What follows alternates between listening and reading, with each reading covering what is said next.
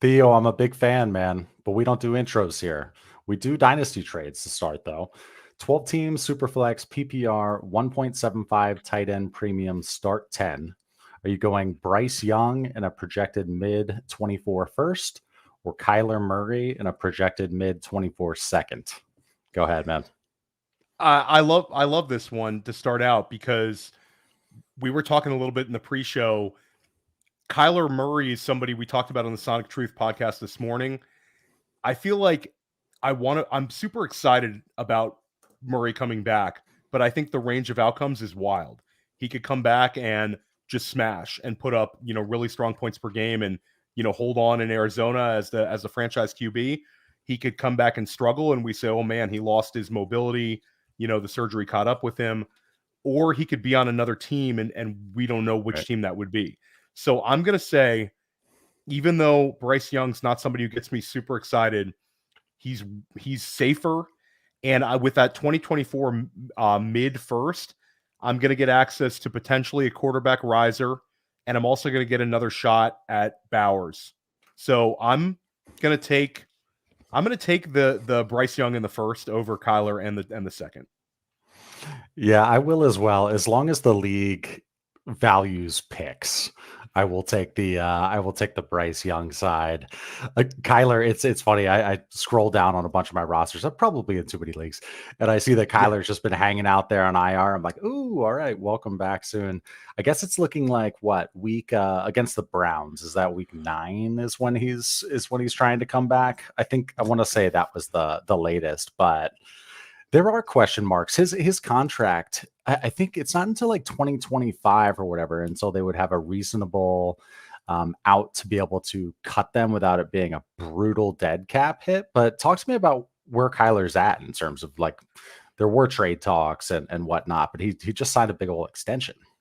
Yeah, so he signed the extension and they gave him a considerable amount of money.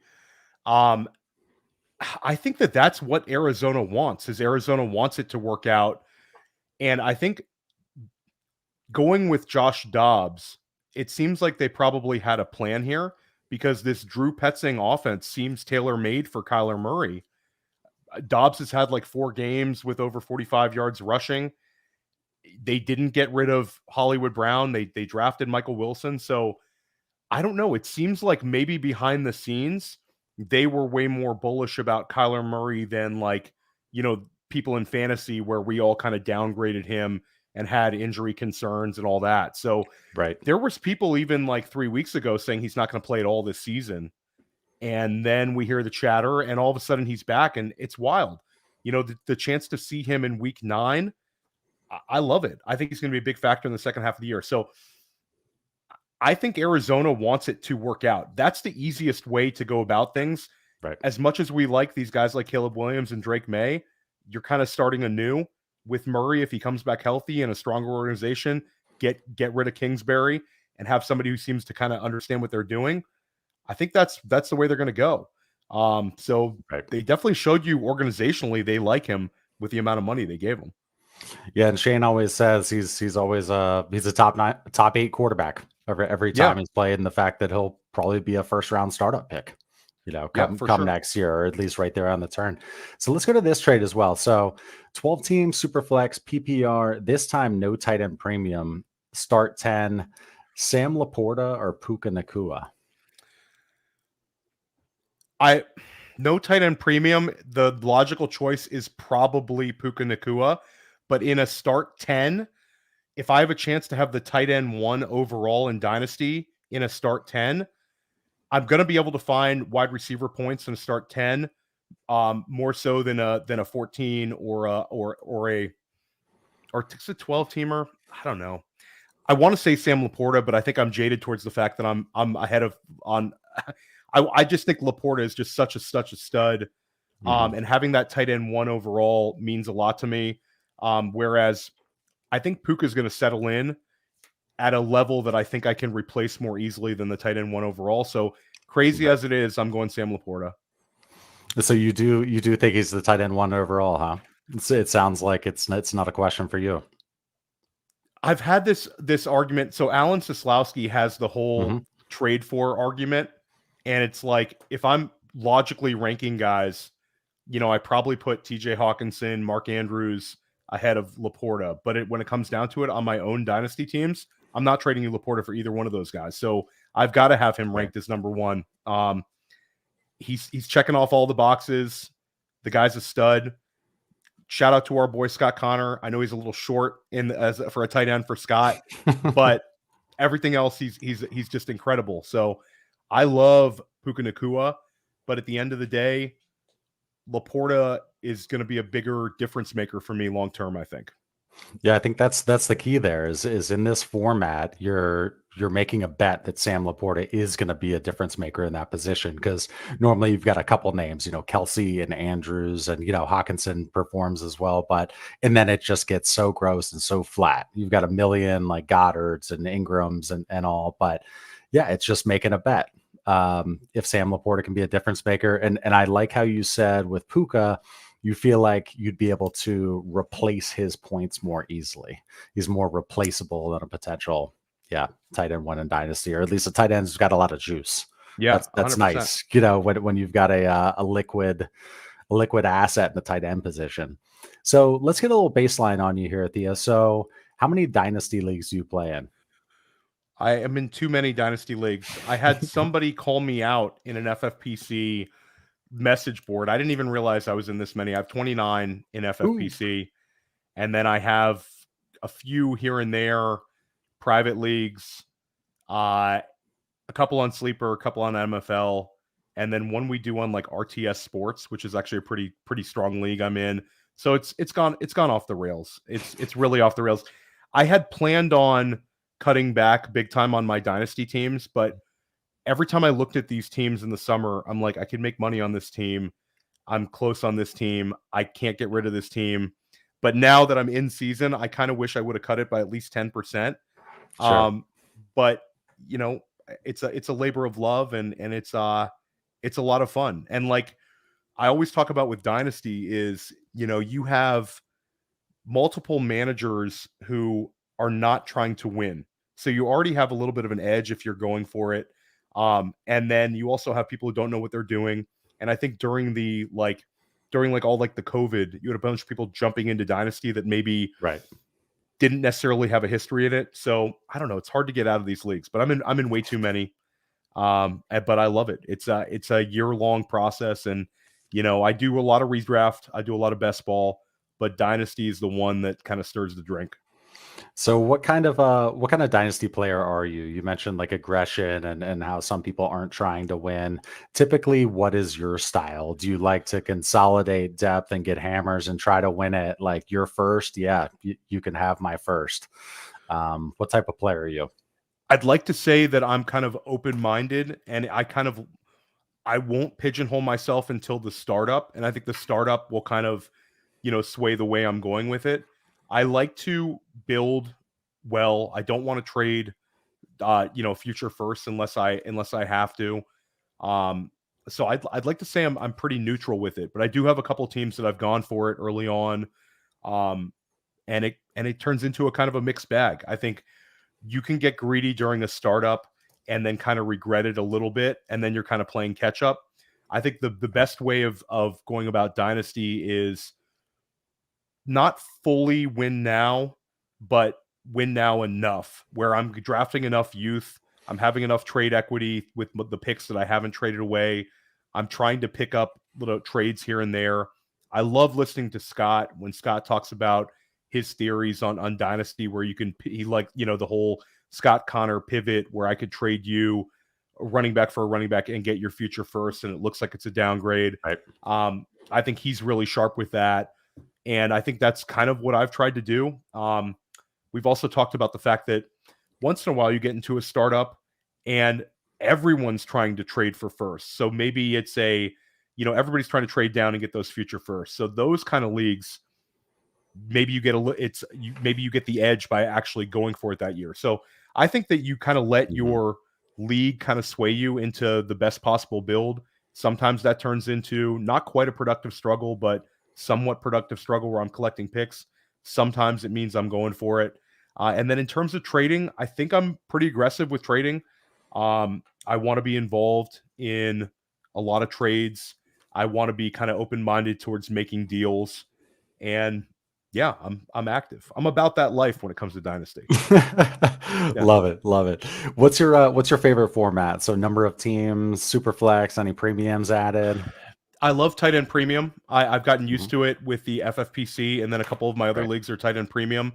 I think tight end premium is kind of like a great equalizer. It makes things a little more competitive, and obviously it makes the tight end position way more valuable. I'm probably less into Superflex than most managers. I think you talk to a lot Mm. of people on other podcasts, like Superflex is the way they love to go. I kind of like a traditional one quarterback league. That being said, I'm in a number of super flexes as well. I think they're fun. Probably my favorite format these days is the Triflex format at FFPC, which is a start 3 wide receiver, tight end premium, 1.5 point PPR.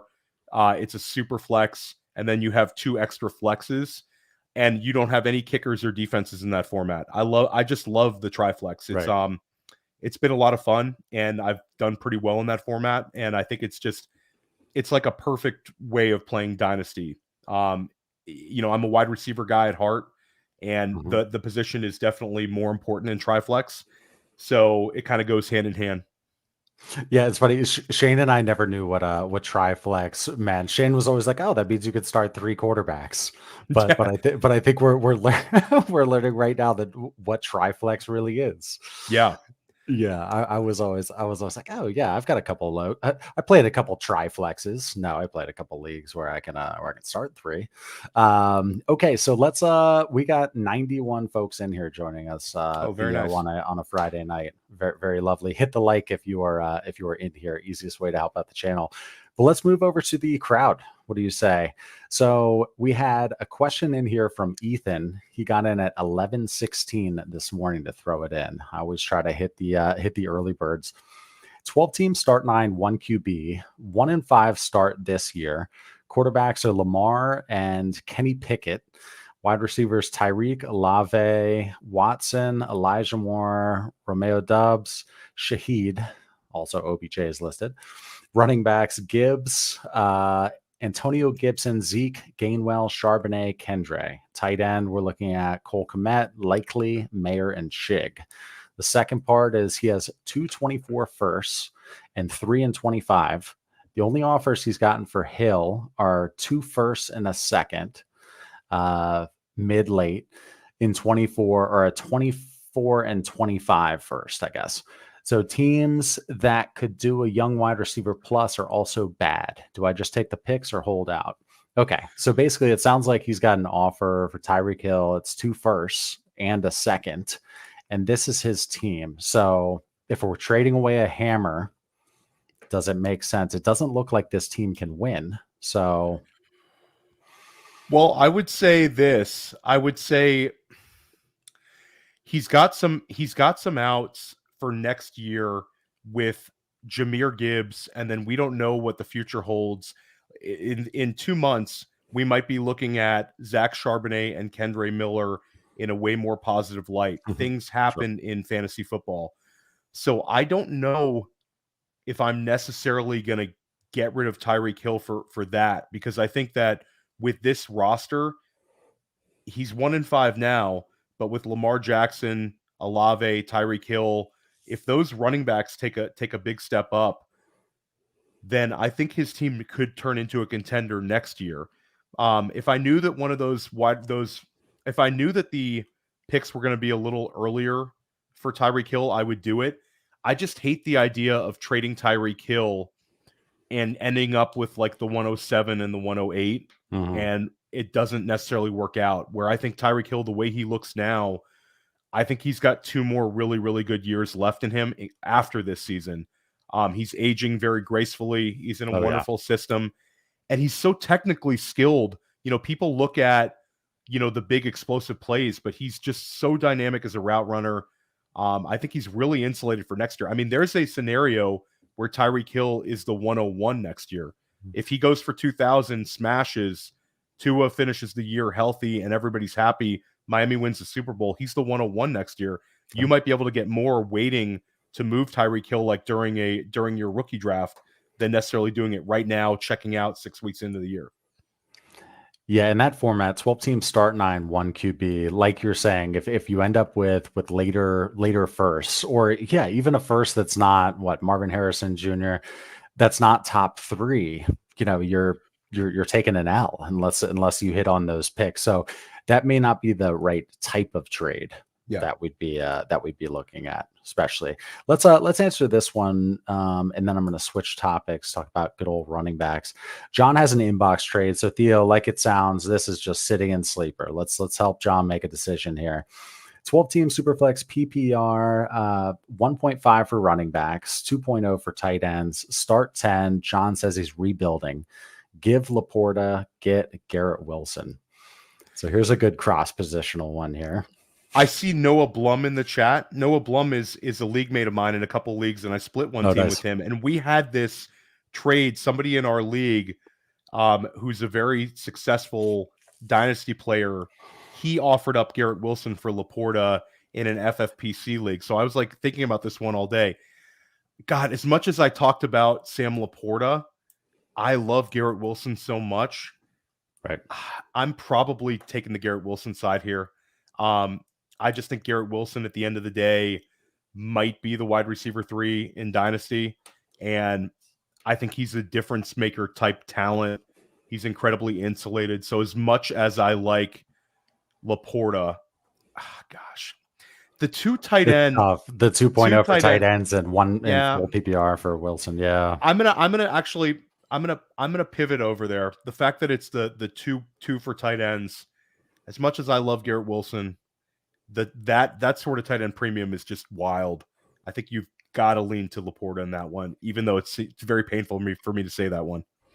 Yeah, that one's tough. That 2.0, I agree, makes a difference. I guess it comes down to, so it's rebuilding. Yeah, I mean, both pieces are nice in a rebuild too. So yeah, John, this is tough because I could go. It sounds like Theo could wake up tomorrow morning and go Garrett Wilson, and then after a cup of coffee he goes LaPorta, and I tend to lean the same way. You're gonna have regrets no matter which way you go in this trade. You're gonna have regrets. You're gonna have regrets, and it'll also be a win-win at the same time. So just look at your roster construction and see what the right move is, and your league economy. Like, who of those two is going to help you get to an even more premier asset if you wanted to do that? Like, of those two, who has the most juice to move you up? So I was teasing. I was going to ask you about running backs. So I guess first off, I'll ask you the question: if you've listened to us, or I mean, this is where content's going anyway. But running backs, it's becoming more and more like a week-to-week proposition. Yeah. With injuries, just the running back landscape in Dynasty is such. It's like, what did you do for me last week? Or what are you going to do for me this week? Do you agree with that generally? Do you look at running backs that way too? In terms of your Dynasty rosters, are they a placeholder? They're serving a purpose? To an extent.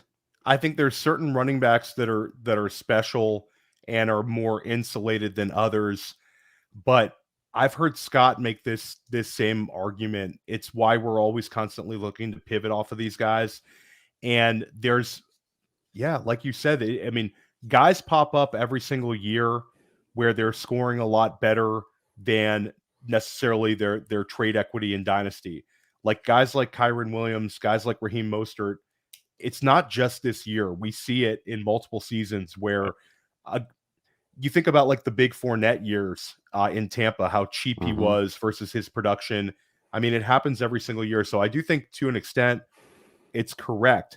That being said, if I have a true difference maker at running back, obviously Bijan, but a Breece Hall, now Jonathan Taylor has the contract. Like, I'm not so easily like dismissing what a special thing it is to have those guys. And right.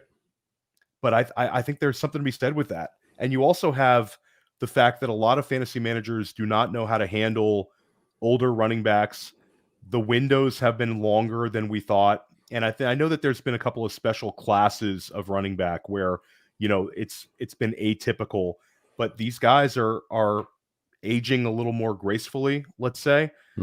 So those guys I can always go and get because some managers are just going to get rid of them because of the age apex. So I think that sort of mentality about running backs kind of not mattering in Dynasty and wide receivers being so much more valuable. I think there's a lot of Dynasty managers who have that theory. And I don't know if I'm quite there yet, but I mostly agree with it Yeah. in theory.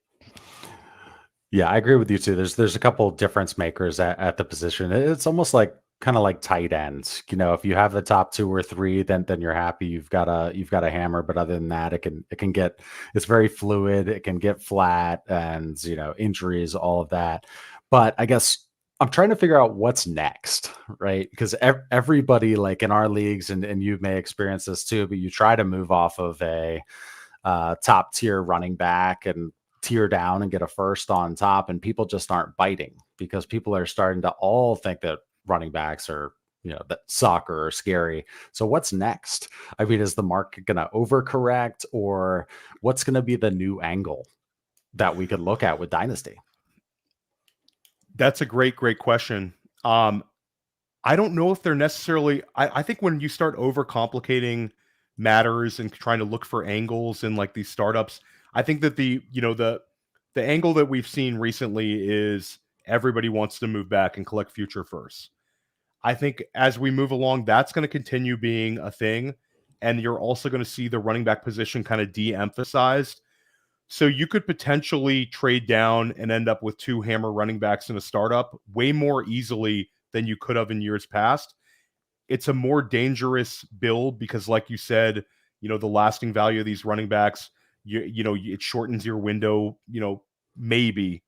And it also makes it so you don't get access to these true difference makers at wide receiver in theory.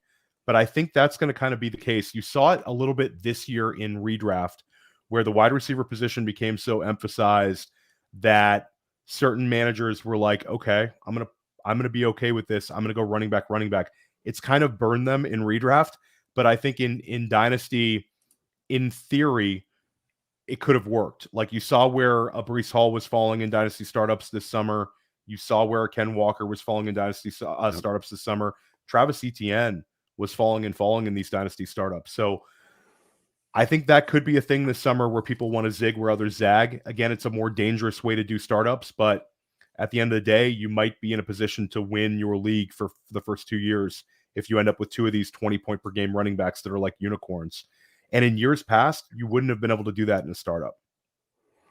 Right. Yeah. This year I had a couple startups, and one of them in particular I always think about is our Dynasty Trades in 5 listener league, the Squirt League, and I just went YOLO with it. And it, like Travis Kelsey and McCaffrey, all that, and it didn't start off well. Eckler as well, like just some monsters. Like drafted a lot of points, but then with injuries and all, it's like, man, that's why these builds can go very, very wrong if you don't have it tight. Like my wide receivers suck in that league.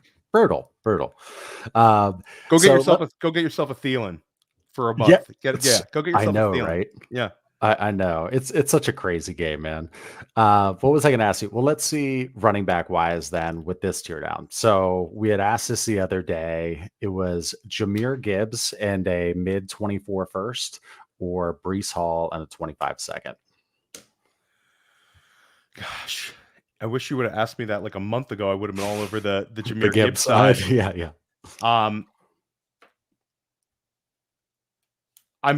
People might get angry at this in the chat, but I think I might still be on the Gibbs side. I still believe in Gibbs. I still think Gibbs is going to happen. And I talked about this on Sonic Truth today. Like, I love Breece Hall, but last year he gave us 16 points per game. Now he's had these back-to-back like 20-plus point per game weeks, but he's still probably going to end up like a 15, 16 point per game guy. So for him to be the Dynasty RB2, but give me a 16 point per game production for a year and a half, I'm not sure. And I think at the end of the day, Gibbs is going to, I truly believe in Gibbs' pass catching ability. I think he's going to end up being a very, very valuable player for us in fantasy. And then I get that extra first on top. So have at it, guys. I'm turning down Breece Hall for Gibbs in that first. That's a really, really tough trade though, to accept right now. I think I have a lot more Gibbs than I do Hall in Dynasty. And I think if somebody wants to offer me a Hall, I might consider it just to kind of to even out, but I still believe in Gibbs. I really hope Gibbs comes out and has himself a Sunday. We need some positive vibes, us Jahmyr Gibbs dynasty managers. We do. Let me ask you this, Theo. So I know you do a sleeper show and you're looking more deep sleepers. But let me ask you, in terms of wide receivers, we have that tier, and I don't have a list in front of me, but think of the what like Hollywood, Judy, Debo. I guess not the top 2 or 3 tier wide receivers, but that clunky, like gross spot. Who's gonna make a rise? Is there any player in particular you like? Well, this is one player that I've seen kind of all over the place in people's rankings. I mean, he's not low anywhere, but I don't think the market has kind of moved on Brandon Ayuk yet.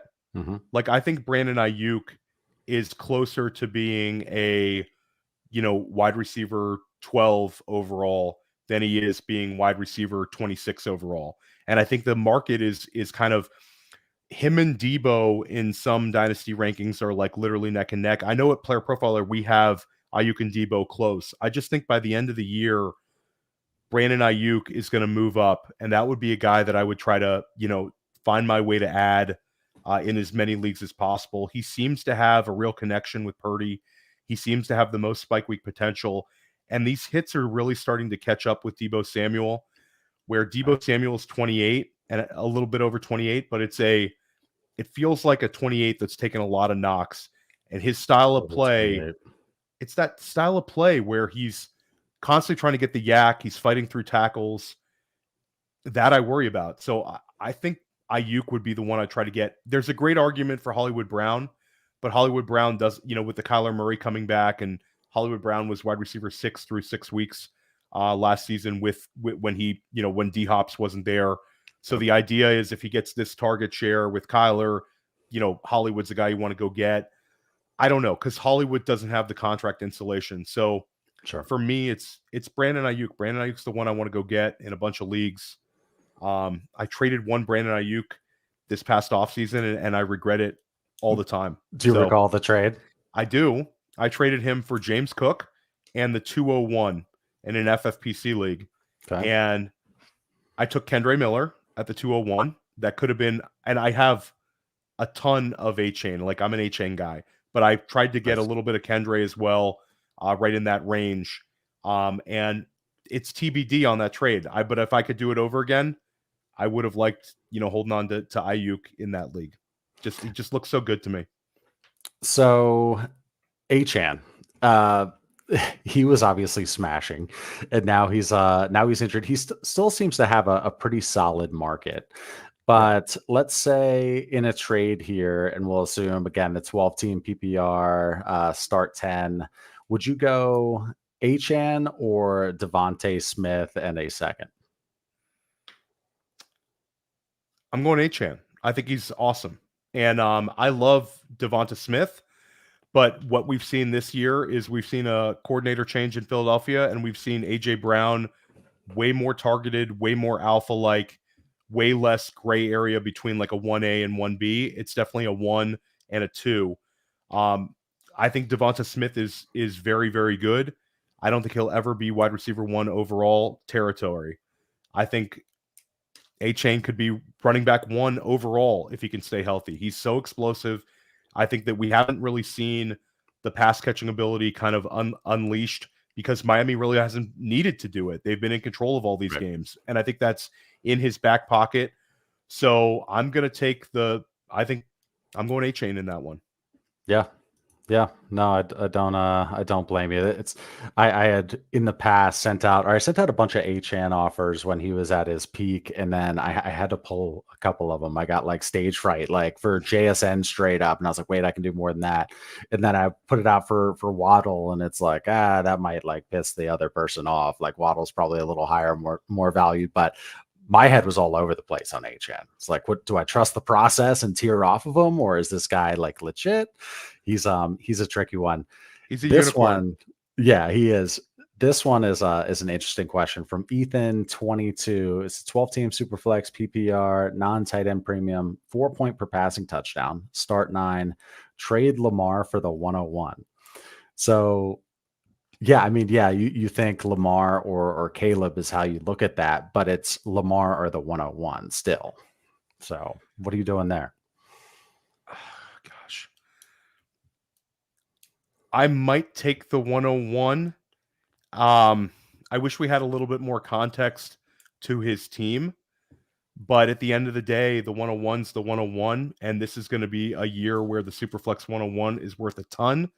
Either Caleb Williams is worth, like, during the draft, I could pivot over and trade that 101 and get a really great quarterback, maybe not necessarily Lamar, but I could get another really like high-end quarterback plus a starting positional player easily, because I think at the end of the day, the scenario is either Caleb Williams is one of the most valuable 101s we've seen in Superflex in a long time, or somebody like Drake May is just explodes so much throughout the season that they've passed him by, and then that would be just wild. I don't know. I might lean to the 101. I love Lamar Jackson, though. This is a really, really tough one. It is a tough one, and the 4 point per passing touchdown definitely comes into play. I guess Caleb like moves around a little bit too. Not like Lamar, but yeah, you know, exactly. Yeah, as long as he's like more opportunistic scrambling than Lamar, but yeah, Caleb is he's gonna run for some yards for sure.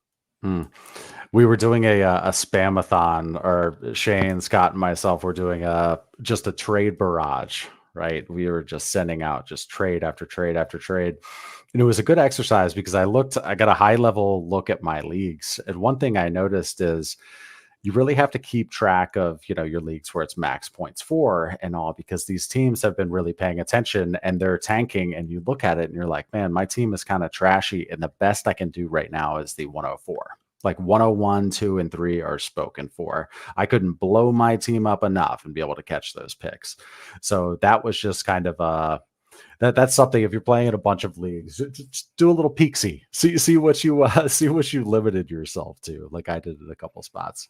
But I think unfortunately I'm going to have some Caleb on my teams, fortunately or unfortunately next fortunately year. Definitely fortunately. Yeah, it's probably fortunately.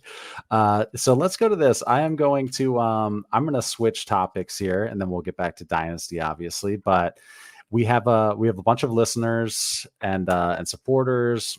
Tons of folks obviously in the community are into content creation, getting started with content creation.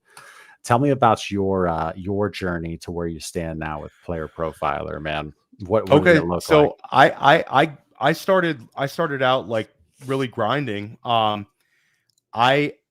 give a shout out to, people know Matt Kelly and they know Nate Liss when they think of Player Profiler, like back in the day. But Ryan Lopes was my guy. And Ryan Lopes, we interacted on Twitter, and I had some success as a high stakes fantasy player. I had done well in some NFFC leagues. I was starting to get active with, social media, and I started writing for the Breakout Finder. And the Breakout Finder, I started writing more and more. And then I did a waiver wire column on the Breakout Finder. Then I started out podcasting a little bit with the GOAT District, and then that became a lot with the GOAT District. And Player Profiler just kept getting more and more responsibilities and more opportunities. And it's just kind of taken off. It was like one of those things where, like, I think everybody's got kind of a different story with content creation and fantasy football. But I want to say, like, I really, really grinded to kind of get to the opportunities I have now, where I'm able to podcast with people like yourself and able to write articles people read, and people watch my like sleepers video and stuff like that. So I don't take it for granted, but I'll say that I still think of myself as like a player first, where I don't know if necessarily everybody who does content creation thinks like that, where I made my bones playing and making money in fantasy football. And I think that's always how I want my reputation to lie. And if I'm able to help other people, or at least entertain other people, if you think my takes are wrong, then I think that's something I don't take for granted. But shout out to Ryan Lopes. I always thank Ryan Lopes whenever I get an opportunity, because that guy did great work at Player Profiler and Breakout Finder. And obviously Matt Kelly and Nate List did so much with the Sonic Truth Dynasty podcast. I'm honored to be able to podcast on that now. And a shout out to the Goat District guys for giving me the opportunity to podcast. And I did it and I loved it. And it's been, something that it's like I go about my day and I'm usually recording at some point. So that's just kind of where we're at. Yeah, and I popped that up. Nate Liss is in the house. I had shout out to him Nate on. Liss. Oh, there you go. Yeah. Oh, he's the man. He was on. Yeah. He was on with us a couple months ago or something like that. Yeah, lots of folks point to your Sonic Truth show back in the day. They're like, man, that was one of the OG like awesome shows. Yeah. What else was I going to ask you on that? So if somebody is a new or aspiring content creator, what would you recommend? It sounds like you just hustled, but anything in terms of like making sure you're niche down, or like, where do you see things going? How is somebody going to get an edge? You have to write. There's all kinds of more opportunities than when I started. You have people who are very good at TikTok, very good at Instagram, very good at Twitter. But at the end of the day, you've got to write. And I think that a lot of people don't understand writing in fantasy football is something where I can write a good article and then not write anything else for 6 weeks. And that doesn't really do anything. I think that you've got to be able to consistently write and be able to consistently write quickly. That's the one thing that doing these waiver wire articles for all these years, I have no turnaround time. I've got to be able to write it. It's got to be able to be something that people are going to enjoy and also read. Mm-hmm. And I think that at the end of the day, you've got to be able to write. So if anybody's like a really aspiring person in this, fantasy football space, Mm-hmm. and they're looking for a great opportunity to write, same thing that, Ryan Lopes did for me back in the day. Shoot me a DM on Twitter. I'll read your stuff and I'll tell you whether I think it's good or not. And there's going to be somebody like me who's willing to do that. I think that fantasy football, there's no limit to good content. Like, there really isn't. If something's good, people are going to read it and enjoy it. If it's podcast good, it's not like, we're going to say, oh my God, I have 10 podcasts I listen to. Even though this podcast is so good, I'm going to completely ignore it. No, this space has like more and more room for really good stuff to come out. So that would be my biggest advice, is put a pen on paper or start typing. See if you can write a 2-page article. If you're very, very passionate about Dynasty, write about your Dynasty buys and sells, or write about something that kind of differentiate yourself. Sure. And then also, I think don't try to be somebody else. Like, I think that's one thing you guys do so well, and I think we do really well, is I think we're genuinely ourselves. Some people will come in and try to be, Evan Silva. You're never going to be Evan Silva. Be yourself and have your own edge and come out with good content. No, well put. Let me ask you this. So you had mentioned how you're in the trenches, and we are too. That's something we take pride in. We are doing exactly what we're saying. We're not Dynasty. What does Ray has a good thing, like fantasy frauds. We're not fantasy frauds. It's like the trainer at the gym telling people what to do, and the guy can't bench. There's no armchair. There's no armchair experts in Dynasty. In Dynasty, you're either about the life or you're not about the life. So with that being said, we see on Twitter and just on social media, on YouTube, very shallow advice. So not only will it be advice. So we aren't a buy, sell, or ranking show. I completely respect all content creators, anybody who wants to do that. I totally get it. But there is a lot of content out there now that they don't have format when they're answering a trade question. It's just very hollow, shallow, superficial advice. Does this kind of stuff, are you fearful? Do you think when we die, when us old folk, Theo, are gone, what is the space going to look like? I think there's always going to be sharp people. I think that there's kind of like we always make the joke. It's like these guys are recommending somebody as like a waiver wire ad that you were drafting in like the 12th round. These guys are recommending trades you could never, ever pull off. Those kind of things are always going to exist. There's always going to be like the counselor out there. But I do think that there's like sharp people are going to keep popping up. I don't know if I think the future is going to look like it does now. I think that TikTok's going to make things a little bit more. I think TikTok kind of changes things a little bit. Instagram kind of changes things a little bit, where it's a little bit more like short form content. People will have that. I think there'll be more of those. But at the end of the day, a really good podcast, a really good article, those things are not going to go away, no matter how weird like the come up ideas are. Right. Yeah. It'll be interesting to see. I mentioned that to Nate List the other day. We're like, let's keep preaching the good word, keep preaching the process gospel, having context to answers. No. Okay, let's put I just see something here. Why aren't the super chats on? Yeah, I don't necessarily like to do super chats on the collaboration streams. So Mystic Flame, go ahead and you said you would answer this, and I'll put it up on the screen. Okay. I saw one here. It was Garrett Wilson. Now, here we go. From Dominic Anthony, 12-team Superflex start 10. Team is a contender. Quarterbacks are Goff, Burrow, Purdy. Running backs, CMC, Ford, Charbonnet. Any RB on a 53. Wide receivers, AJ Brown, Amon-Ra St. Brown, Flowers, Myers, Jacoby Myers, T. Higgins, and Godwin. Tight end, just Schultz. Traded my 24 and 26 first, Ridley, for Amon-Ra St. Brown. Too much? So it's a contender. So a late 24 first and then a 26 and Ridley. I don't think that's a bad trade at all. I think you got a great asset in Amon-Ra St. Brown. Ridley is worse than I could have imagined. So you got rid of a big name there. And then that 26 first, I'm not worried about that 26 first, because you've got a team that can win the next 2 seasons. And having AJ Brown, having Amon-Ra St. Brown, that's a loaded team. You did not make a mistake there. That's a very good trade. No, very good indeed. So Noah has a question here, and I see Triflex in it. So here we go. Bijan round 2 or Achan round 1? Top 4 in my inbox. Friday Night Dilemma Triflex. So what does this even mean? First off, here in Triflex, so essentially it's a super flex question. So it's a super flex question. You're saying Bijan Robinson and a random second, or Achan and a first, and a first, but a top 4 first. So access to May, Williams, Harrison. I don't know if Bowers lands well. He could be there, or another quarterback.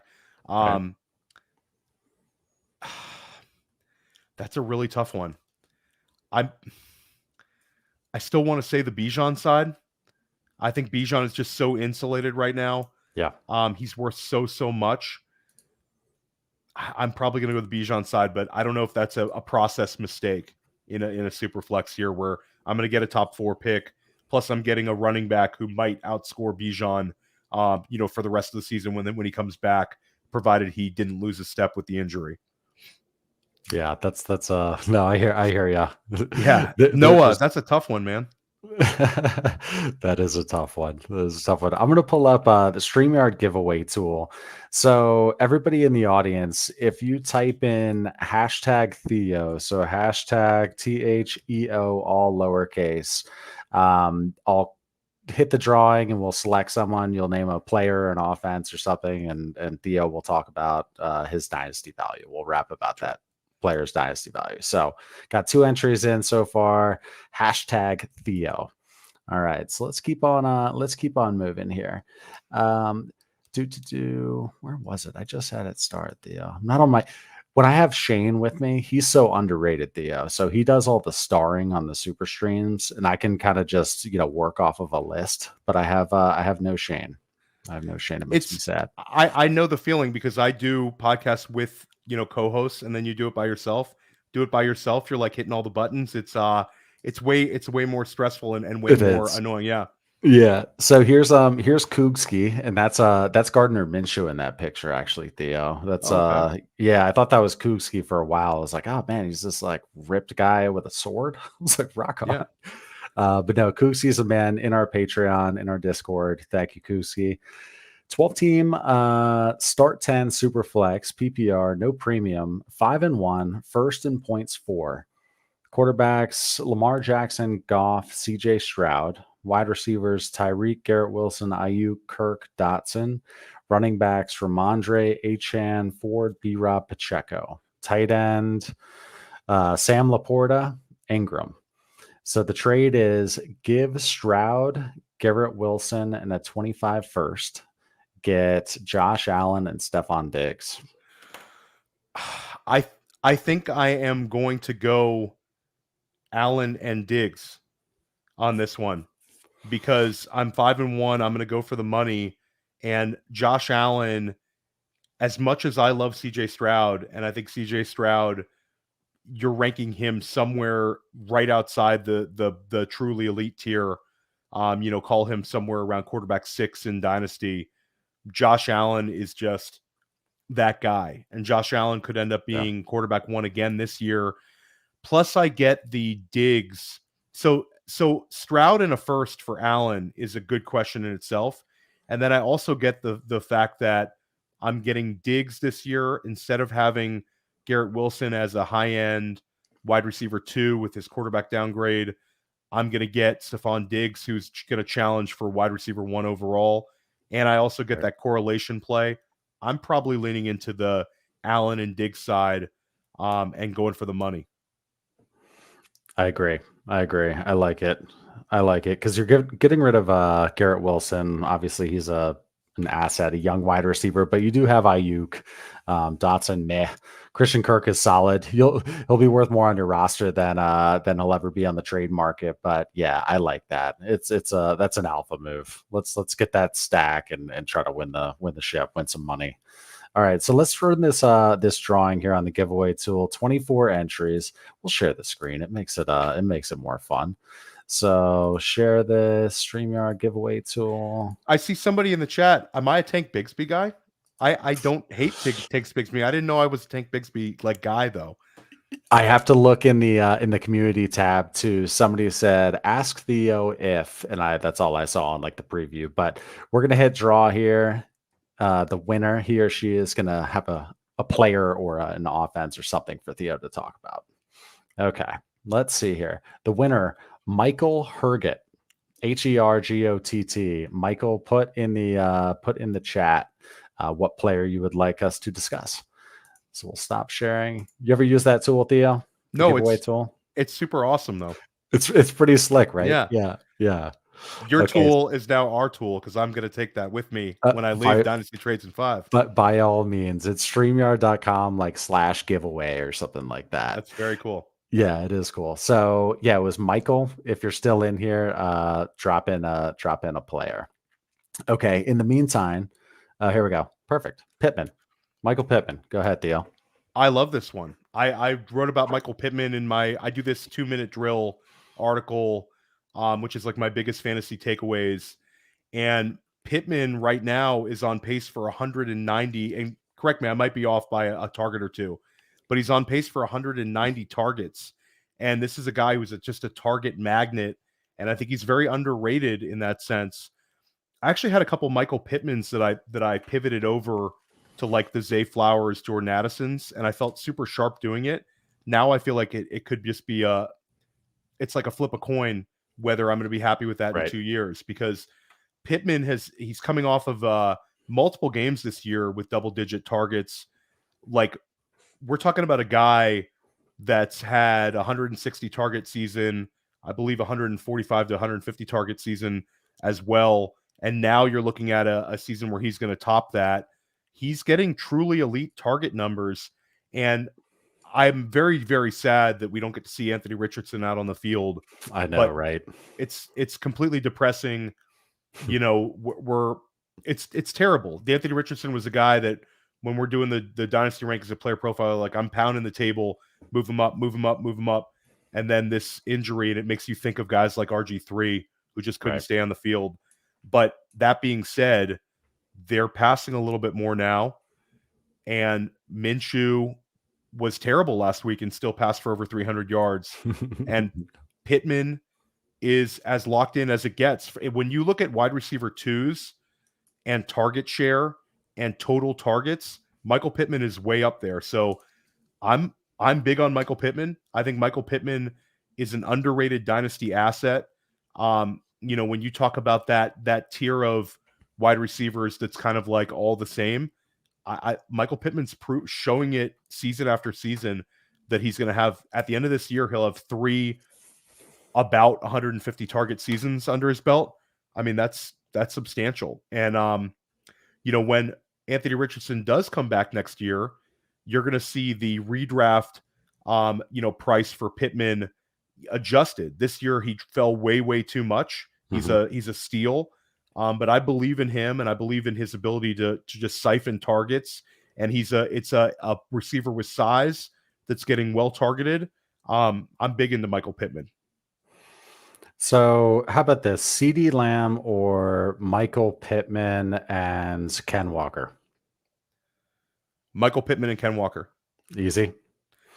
Fairly easy. I think CeeDee Lamb is definitely the best talent of the 3, but Michael Pittman is going to give me high-end wide receiver 2 production. He's young enough.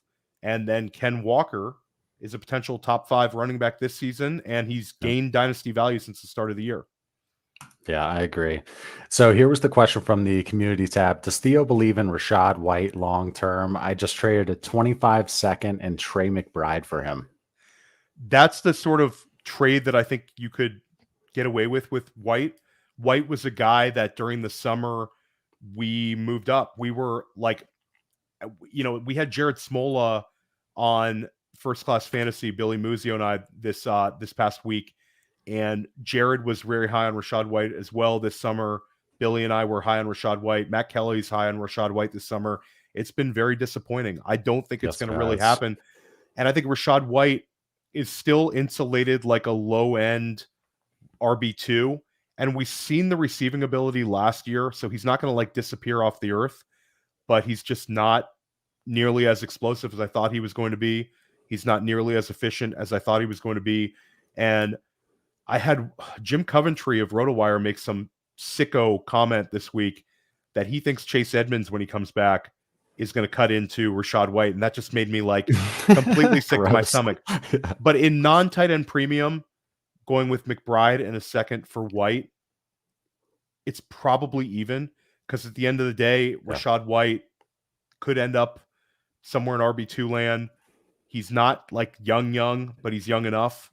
And he has that receiving ability, but it's just never going to happen to the point that I thought it could have. For sure. Dynasty Daddy's in the house. Happy Friday, Dynasty Daddy. David Ross that's a nice platform, by the way. Dynasty-daddy.com. You should check it out. I will. I'm going to do another giveaway right now. So this is going to be, I'm going to give out a t-shirt. I did this the other day. We're going to give away a Process Over Players t-shirt right here from our merch store. Yeah, we're a big deal now. Theo, we have a merch store and a Patreon. Can you believe that? I love it. That's right. Let's go back to the giveaway tool here. So hashtag, let's do hashtag Shane in all lowercase, and this is going to be a Process Over Players t-shirt drawing. So hashtag SHANE all lowercase. Start collecting. Okay. All right, Theo. We will go. Are you good for like another 10? 15 minutes? Does that work? I got nowhere else to go. My wife is already asleep. So I'm here, man. I'm here. Nice. Yeah, we have 142 people hanging out with us. These are hardcore Dynasty fans if you're talking Dynasty on a Friday night, right? Oh, I love it. Yeah, we're cooler than everybody else who's out partying and doing this and that. Bunch of squares, those guys. Yeah, right. You're one pathetic loser. Yeah, that's right. Yeah. Okay, we already have a lot of hashtag Shane's. People want this Process Over Player shirt. Let's put up Chad's question here, Theo. 12-team Superflex, start 10 PPR. Opponent is looking to tank and wants his 2024 first and second back. Currently the 102 and 202. Would you trade them back for Herbert? Current QBs are Watson, Kyler, and Bryce Young. So the 102 and the 202 for Justin Herbert, I'm probably doing that. I think Justin Herbert is locked in. I don't really have any question marks about Justin Herbert. And we might actually be happier when Justin Herbert gets a head coach that can win some games next year too. So there's that That would like be kind of nice. unknown factor. So I'm taking the Justin Herbert side as much as I love the 102 this year. Justin Herbert's a stud. He is a stud.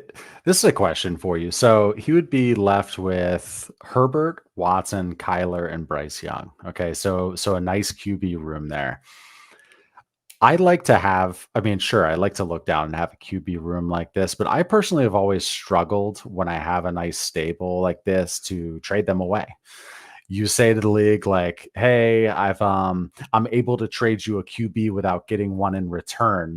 So I'm going to need to get a little bit of a tax for that, but that's just it's almost like the league freezes you out or they don't let you trade one of those quarterbacks. Do you have luck moving a quarterback if you've got four strong ones and getting proper value? I think that the move is probably to try to get draft pick equity. If your league doesn't pay well for the quarterbacks in terms of player for player and won't overpay for like a guy like a Watson or a Kyler Murray or Bryce Young for that matter, then I might look to trade those guys for the I think that at the end of the day, the 101 and 102 are going to be super, super valuable. But when we get to the 103, and I have access, actually Marvin Harrison Jr.'s the at the 103, even in Superflex this year. So I'm looking at the 104, Right. seeing if they'll make a trade. I'm probably looking to reclaim some of the draft capital that I've traded to get Herbert. And I might be willing to kind of sit on it and see if somebody gets an injury and things change throughout the season, but I'm not going to force a trade if I'm not going to get the kind of the proper value back. Right. Yeah. This is one of the ones you look at it and you're like, do I need it? No, it's like just hit accept. Just figure it out later. Like the value on Herbert. Like, what are you trying to get at 102? You're trying to get Justin Herbert. Yeah, So yeah. Okay. Let's go to Wayne here, and then I'm gonna move topics a little bit. 10 team, 1 QB, start 10, PPR, trade T and a late 24 first for Amon Ra and a 25 second. We'll call it mid. I'm defending champ with Tyreek, Cup, Keenan, DJ Moore, etc. I'm making this trade. I think T Higgins is a difficult player to gauge right now. I don't think the market for T Higgins is that strong. And if I'm moving T Higgins with like the 108 and I'm getting back the 2025 is kind of the change here, but at the end of the day, I'm still getting a mid 2025 second. So I'm going to get a second back on top, but I'm getting that elite wide receiver for a wide receiver that's kind of a, really a glorified wide receiver too, with kind of alpha tendencies. The devil's advocate is T Higgins lands perfectly and gains a bunch of value as somebody's wide receiver one, but there's no guarantees for that. So give me Amon Ra. Give me the Sun God. In most Sun God trade questions, I'm just going to pick Amon-Ra St. Brown, and I'm not going to look too bad. No, he's so good. I've got him in a few leagues, and a couple in particular. They're those leagues where you get first down bonuses and things like that, like the tiered PPR. It's the Amon Ra's are like the gold in those types of scoring formats. Him speaking German? No, did he cross German speaking too? They're playing in Germany, and people are asking him questions, and whether it was asked in English or German, he was answering in German, and I don't speak any German, but his German was excellent. Fantastic. It was really good, really good German. He wasn't slow with his responses, like you're on vacation and you're trying to speak a foreign language. Like he sounded like I wonder the story with that. But Amon-Ra St. Brown spoke German very, very well. It's like this guy, there's nothing this guy can't do. He's so good. His value just went up an extra third. It's amazing. It's an extra 100%. third. Yeah. It's like that Pacheco video where he was dancing in the locker room. It's like, oh, his cost just went up by a second or a third. Once that was posted. Yeah, you want that guy on your roster. Adam OTC says, weird question incoming. So they know that weird like draws my attention and gets things started. So here we go.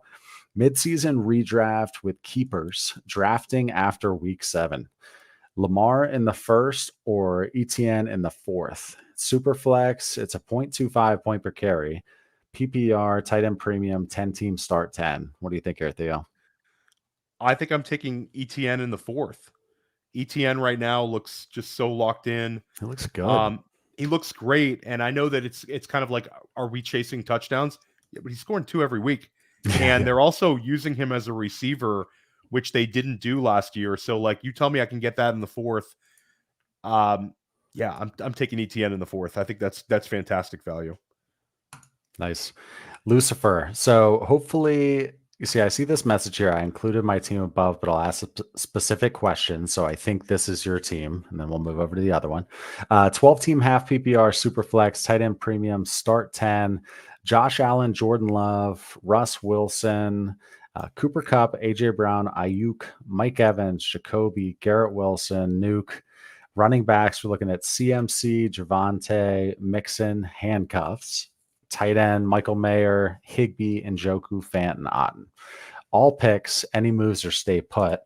Well, his move that he's asking about is, would you trade Russ and Garrett Wilson in my case to get someone like Trevor Lawrence? So you're giving Russ Wilson and Garrett Wilson for Trevor Lawrence. Who were his quarterbacks? Let me see his quarterbacks one more time. Yeah, Josh Allen, Jordan Love, and Russ Wilson. And he's got Kupp, AJ Brown, Ayuk, Mike Evans, Jacoby Myers. He's got D Hops. I don't know if it's necessary, but yeah, I think if you have Trevor Lawrence with Josh Allen, and then you have Jordan Love, you don't have to worry about the quarterback position for a long, long time. As hard as it is to move on from Garrett Wilson, going from Russell Wilson to Lawrence, I have way more questions answered for the next few years, and it stinks losing Wilson, but I'm so set at quarterback that I'll be able to take shots on a lot of wide receivers. Do you think Trevor Lawrence looks, Shane asked the other day, he's like, does Lawrence look special to you? How does he look to you, Theo? The question, no, he doesn't. And the question is that maybe he topped out. I think last year might have been kind of like what we're like. Last year, we thought that was like a glimpse into, the future, and maybe like a sneak preview to this year, him being like a top 5 quarterback. I don't think that's the case. I think he's a guy that's going to be like quarterback 8 to quarterback 12 level every year in the preseason. And does he hit it or not? He could have an outlier year where he sneaks into like a top 5, top 4 season. But I think the other question is, it's CJ Stroud or Trevor Lawrence. Like, CJ Stroud in such a short sample size, we might be taking over Trevor Lawrence. We haven't made that switch in the dynasty rankings. We want to see Stroud play like, a few more weeks. And we can't take away Lawrence's season he had last year. But at the end of the day, I don't think he's special. He's a very good player that's going to be a starting quarterback for a long, long time. There's value in that. That's it. But he's not elite. He's not Justin Herbert. So just a reminder, hashtag Shane in lowercase. We're about to do the Process Over Players t-shirt drawing. But Zach, real quick, while we wait for that, 10-team, 1 QB, start 8, half PPR, so super shallow here. Inbox offer, give QJ and a 25-second, receive Hollywood Brown. I'm probably doing it now. I have big worries about QJ after he doesn't see, increased usage after the bye week. I think that's always like a big red flag for me when these teams have a bye week to kind of get it together and self-scout, and we don't see an increase in usage. Like JSN, we saw an increase in usage. There's a hope and silver lining. I think getting out of QJ, it might be the move, even though it's such a short sample size. I got some red flags. Yeah, that's in that format. That's almost like a swap QJ for Hollywood. So I would do that. But yeah, I mean, QJ is going to be like one of those Jameson, or I mean, not even quite like Jameson Williams type players. But there's always going to be that, like, you want to have a couple shares, because if something happens, there's going to be that value bump. It's not going to be a completely dead asset. Quinton Johnston would have been a lot more valuable in Dynasty right now if he would have just got caught gambling in August and been suspended for the season. Right. He'd be worth so much more. You'd be like, give me that QJ. I'm going to hold him for next year when he comes back and is like a 15 point per game scorer. Now it's like you've seen it, and Mike Williams goes down, which is we're not rooting for injuries, but we're rooting for opportunities, and he gets the opportunity, and way, way, way behind Palmer. Palmer looks so much better than him too. So I don't know. That's so true. If we hadn't seen him, he would have value insulation. That's how Trey Lance was for a minute there. Yeah. He was just waiting and just holding value. So I'm sharing this screen now. Hopefully you can see it. This is for the Process Over Players t-shirt. Let's hit draw. All right, who's gonna win this sucker? Lithium, you are the winner of the Process Over Players t-shirt. Do me a favor now, email me Clay at dynastytradesin5.com saying you are the t-shirt winner. And that way I won't forget about you. So we'll stop sharing this screen here. And then Theo, let's just knock out 2 more. What do you think? Yeah, sure. All right. And then okay, let's go to Mark Wilson here. Because Mahomes was in there. That tends to grab my attention as well. 10-team Superflex, start 11, half PPR. Trade my Mahomes for his Stroud, JSN, and a 24 first. I wish we knew how early this 2024 first was. But at the end of the day, I think I'm going to take the Mahomes side. Mahomes in Superflex is usually the correct answer, and just go with it. What if it's early? What if it's not the 101, but I mean 102 or 103? If I knew it was going to be Marvin Harrison Jr., Stroud, and JSN, I'm probably doing that side. Or if I knew it was going to be, opportunity to get a May or Caleb Williams, then I'm probably going to do that. But the answer would still probably be Mahomes, because he's Mahomes. He's going to be the 101 in Superflex startups, and he's insulated, and he's still not old. But yeah, give me the package if you're telling me that's going to be like a top 3, maybe a top 4 Superflex pick next year. Yeah, when Mahomes is in your inbox, it's hard to not just hit accept on it. That's not an everyday kind of thing. All right, so 2 more questions. This one's important here. So if I hop into your whip, what song do I hear, Theo? Hop into your car. What song am I listening to? So it depends on where I'm going. If I have if I'm going to like the gym to lift weights, I'm listening to some rap.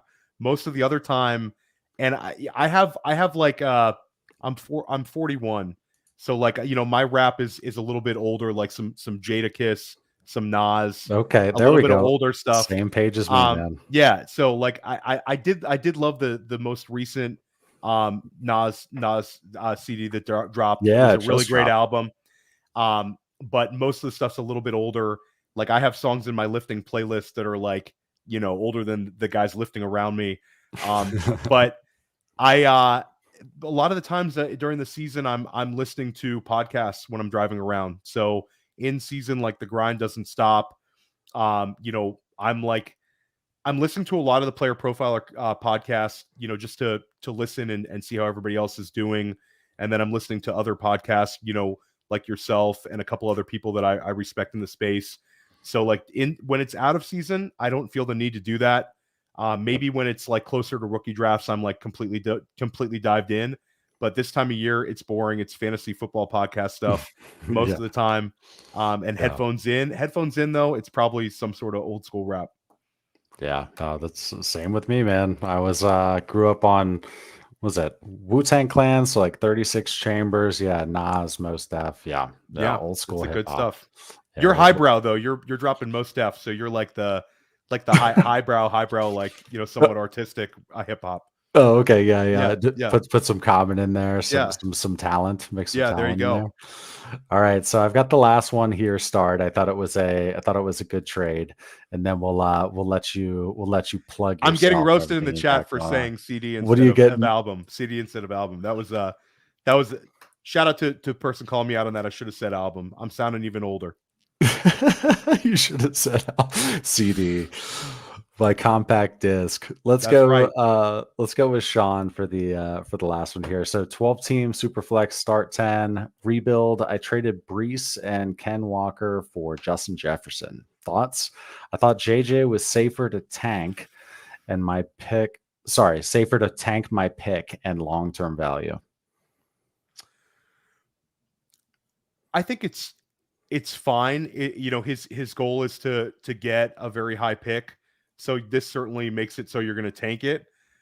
It seems a little rich when you're buying an injured player and I'm giving up however you cut it for Breece Hall right now. Let's call him the Dynasty RB3. You could call him the Dynasty RB2 if you wanted to. There's some people making arguments he's back to Dynasty RB1. And then I'm giving up top 6 or 7 Dynasty RB and Ken Walker on top.